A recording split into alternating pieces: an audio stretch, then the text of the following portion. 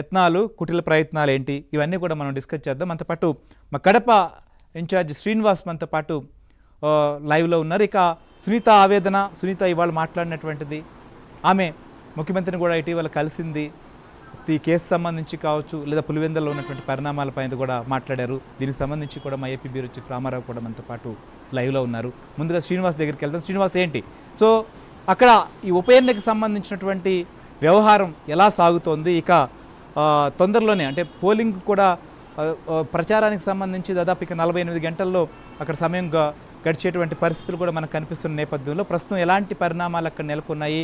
మొన్న జరిగినటువంటి దాడి, సో ఆ దాడిని సింపతిగా మార్చుకునేటువంటి ప్రయత్నాలు ఇవన్నీ సాగుతున్నాయి అక్కడ?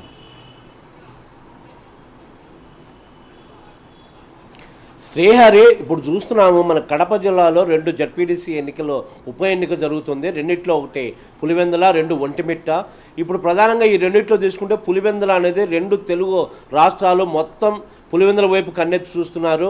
ఎందుకంటే ఇది ప్రధానంగా మాజీ సీఎం జగన్ రెడ్డి ఇలాకా సొంత గడ్డ, దశాబ్దాల తరబడి వాళ్ళకే ఉన్న జగన్ కోటగా అంటే వైఎస్ కుటుంబ కోటగా ఉంది. అలాగే ఇప్పుడు జగన్ ప్రస్తుతం ఎమ్మెల్యే, అంటే దశాబ్దాల తరబడి వారి పెత్తనమే సాగుతుంది, వారే కంటిన్యూస్గా ఎమ్మెల్యేగా ఉన్నారు.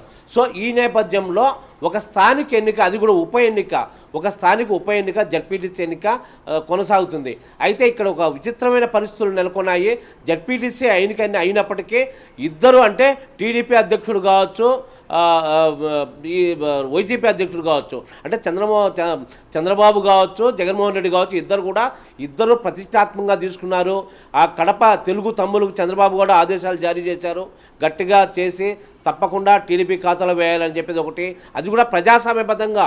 ఇప్పుడు టీడీపీ మనం చూస్తున్నాము, ప్రచారంలో భాగంగా మనం మొదటి రోజు నుంచి ఉన్నాము, ప్రజాస్వామ్యబద్ధంగానే ఉన్నారు. అయితే వైసీపీ మాత్రం ఆ మాత్రం లేదు. ఎందుకంటే వాళ్ళకి అలవాటు మొదటి నుంచి కూడా అక్కడ అప్రజాస్వామ్యబద్ధంగా ఉంటుంది. మొత్తం రిగ్గింగ్ వ్యవహారము, అంటే వైఎస్ రాజశేఖర రెడ్డి హయాం నుంచి కూడా పులివెందుల్లో ఎప్పటికీ రిగ్గింగ్. అంటే అక్కడ టీడీపీ ఎవ్వరూ అసలు ఏ సాహసం చేసి ఎన్నికలు జరపలేరు. ఇది ఫస్ట్ టైం అనుకుంటా కూటమి ప్రభుత్వం వచ్చిన తర్వాత ధీటుగా నిలబడిన, అది కూడా స్థానిక ఎన్నికల్లో ధీటుగా నిలబడ్డారు. అది కూడా ఎందుకంటే చంద్రబాబు ఆదేశాల మేరకు మొత్తం మంత్రులు కావచ్చు, ఎమ్మెల్యేలు కావచ్చు, అందరూ రావడం సహజమే. అయినప్పటికీ ఎంతమంది వచ్చినా కూడా ప్రజాస్వామ్యబద్ధంగా ఎన్నికలు జరుగుతున్నాయి. అయితే వాళ్ళు మాత్రం వేరే కుట్రపోతగా, ఎందుకంటే కూటమి ప్రభుత్వం అధికారం చేతిలో ఉంది, ఏమైనా చేస్తారనే అనుమానంతో, అంటే ఓటమి భయంతో వాళ్ళు రకరకాల కుట్రల బన్నోడుతుందో మనకి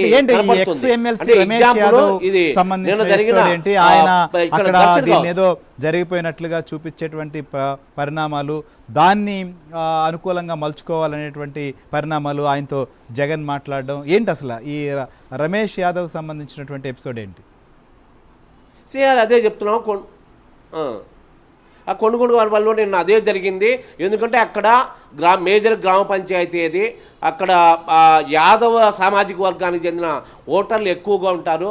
దాన్ని ప్రభావితం చేసేందుకు జగన్ రెడ్డి ఆదేశాల మేరకే, అంటే జిల్లా వైసీపీ ఆదేశాల మేరకే ఈ రమేష్, మాజీ ఎమ్మెల్సీ రమేష్, వైసీపీ పొద్దుటూరుకు చెందిన వ్యక్తి, నాన్ లోకల్ అక్కడికి రావడం జరిగింది. సో మీరు వెళ్ళి అక్కడ మీ సామాజిక వర్గానికి చెందిన ఓటర్లని ప్రలోభాలకు గురి చేయండి, ఎలాగైనా చేయండి, వాళ్ళని ప్రలోభాలకు గురి చేసి ఏదో ఒక మార్గంలో వాళ్ళని లైన్లోకి దండి, మన ఓటర్లుగా దిద్దిద్దండి. ఎందుకంటే ఆ టీడీపీ అధికార పార్టీ ఏమైనా చేస్తూ మనం ముందు జాగ్రత్త వహించాలని చెప్పడంతో అతను వెళ్ళడం జరిగింది. అతను రకరకాల ప్రలోభాలకు చేస్తూ ఉండగా ఆ తర్వాత టీడీపీ కార్యకర్తలు అక్కడికి వెళ్ళడారు.